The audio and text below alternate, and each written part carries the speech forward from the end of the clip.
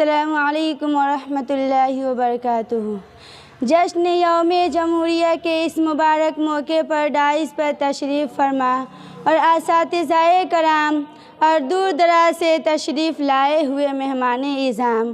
اور عزیز ساتھیوں کا دل کی گہرائی سے استقبال کرتی ہوں، اور میں شکر گزار ہوں اپنے اساتذہ کرام کی جنہوں نے مجھے اس مبارک موقع پر کچھ کہنے کا موقع دیا ہے۔ دستور کا آغاز ہے یوم جمہوریہ، دستور کا آغاز ہے یوم جمہوریہ، قانون کی آواز ہے یوم جمہوریہ۔ حضرات سامعین، 26 جنوری در حقیقت خوابوں کی تعبیر کا دن ہے اور یوم احتساب بھی ہے، یعنی ہم غور کریں اور سوچیں کہ یہ خواب کس حد تک پورا ہوئے تاکہ وہ مقاصد ہماری نظروں کے قریب رہے، جن مقاصد کے پیش نظر ہمارے اکابرین نے بے شمار قربانیاں دی اور اپنی جانوں کا نذرانہ پیش کیا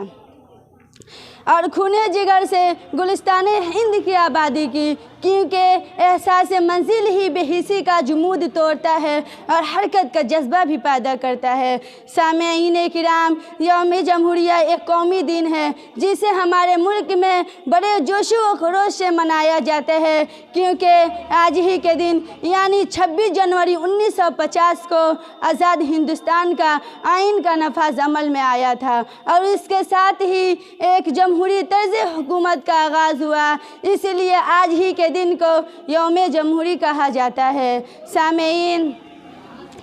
دستور ہند میں ہمارے ملک کو ایک سیکولر اسٹیٹ کہا گیا ہے، یعنی یہ ملک مذہب کی بنیاد پر حکومت نہیں کرے گا اور تمام مذاہب کا احترام ضرور ہوگا اور مذہب کے بنیاد پر کسی کے ساتھ بھید بھاؤ نہیں کیا جائے گا، اور ذات پات اور مذہب کی بنیاد پر کسی کو شہریت کے حق سے محروم نہیں کیا جا سکتا۔ ہر ہندوستانی شہری قانون کی نگاہ میں برابر ہے اور